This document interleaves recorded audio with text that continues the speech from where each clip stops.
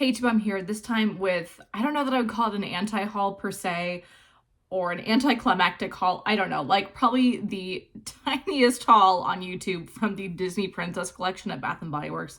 I went in on Thursday. Today is Saturday. Just because I had some time and I wanted to just kind of like sniff around just on my own and take my time and see if there's anything I wanted to pick up. So just for some context with Disney princess stuff, I can appreciate Disney as much as the next person, but I do not consider myself a Disney adult. So yeah, I went in with just like my Bath and Body Works like fragrance collector's hat, and just made sure that I was only picking up what I really wanted. And for that reason, it's a really small haul. But I have something that totally like redeemed the situation for me that I have been looking for online and in stores that I picked up with a reward. So that like totally makes up for it. I wanted to share that.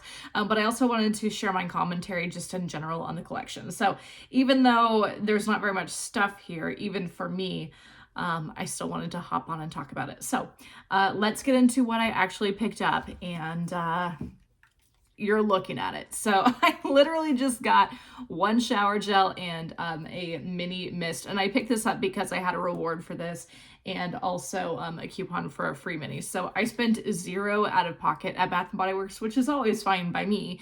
But yeah, this is literally it. So this is the Cinderella fragrance, and it says kind, optimistic, and hopeful. The keynotes are gardenia petals, enchanting musk, and sapphire blue amber. So again, just these two. I'm mostly set on my spring challenge, so I didn't want to go crazy. And also, if you're following me on Instagram, you may have seen my story where I said that we're moving back to Denver.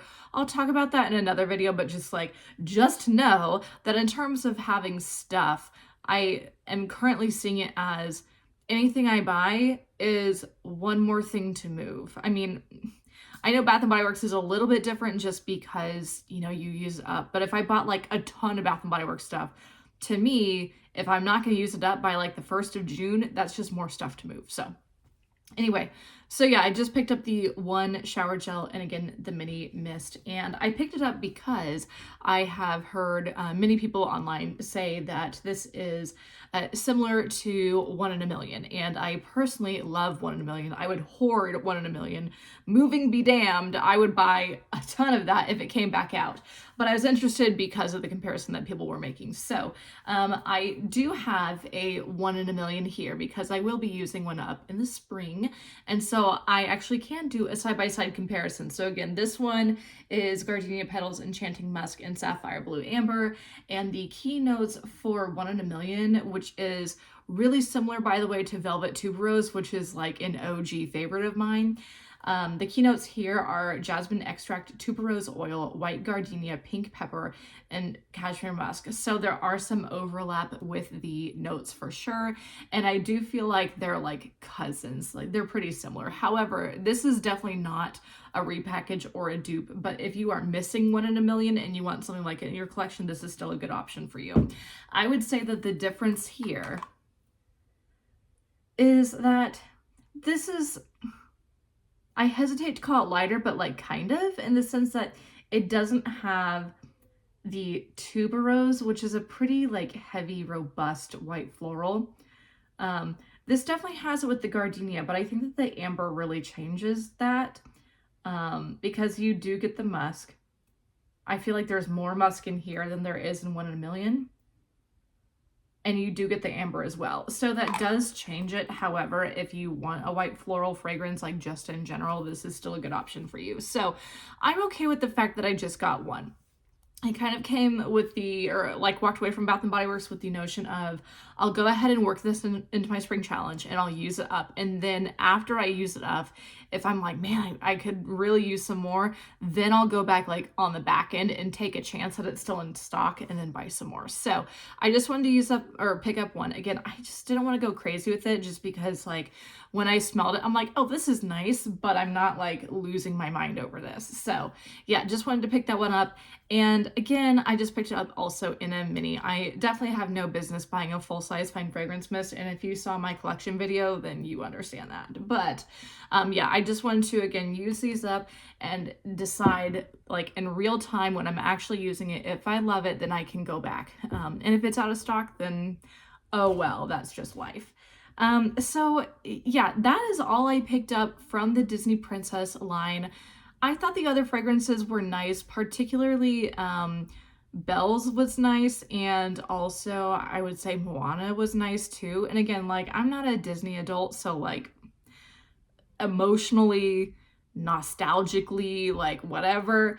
But they also weren't any fragrances though where I felt like I was just like clamoring to have it. And I think that the one thing I would say about this collection in general is that, like, I get the floral thing with the princess vibe, but I feel like because they were all pretty much a sweet floral in some way, at least like for the most part, because they were floral heavy with like something else all across the line, I felt like smelling them all together, they kind of just ran together in terms of the type of fragrance they were. So I know that some people had talked about like, oh, well, Tiana should be a gourmand, but then it wouldn't make sense with the rest of the line. Like, I would honestly love to see a line that had more variety in the types of fragrances anyway. Like, hit me with a gourmand for Tiana. Maybe hit me with like a pina colada or something that is like edible, like an edible coconut with Moana, you know, things like that. I mean, and honestly, if Ariel were like a repackage of Dancing Waters, I would not be upset about that, just saying. But yeah, that I would say would be like my criticism in general of the line. Like, I definitely appreciate it, and I appreciate like the thought and the like philosophy behind what they were doing.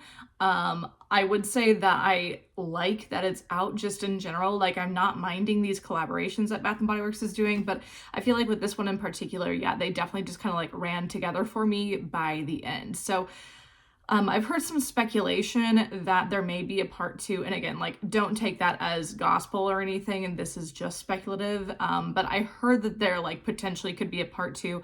I think that for a part 2, they could probably stand to have a little bit more variety with the types of fragrances they have. I've also heard that this could be an attempt to appeal to like a younger demographic. And so for that reason also, I feel like I was anticipating a little bit more sweetness within the fragrances, because these fragrances to me did not seem like something children would wear. Like, they weren't like grandma-ish and mature per se, but like I wouldn't imagine a child necessarily using these fragrances. Like, if Art Stuff Club means anything to you, then you're definitely an OG. Like, I would imagine like Art Stuff Club vibes, like those kinds of fragrances would be more like a children's line. So anyway, that's it. I feel like that got like kind of rambly, but long story short, all the fragrances were fine. I was not horrified by any of them. I didn't care for Jasmine, but like I kind of knew going in I probably wouldn't. I was not horrified by anything. They were all nice and thoughtful, whatever. But like I said, I just feel like they kind of ran together.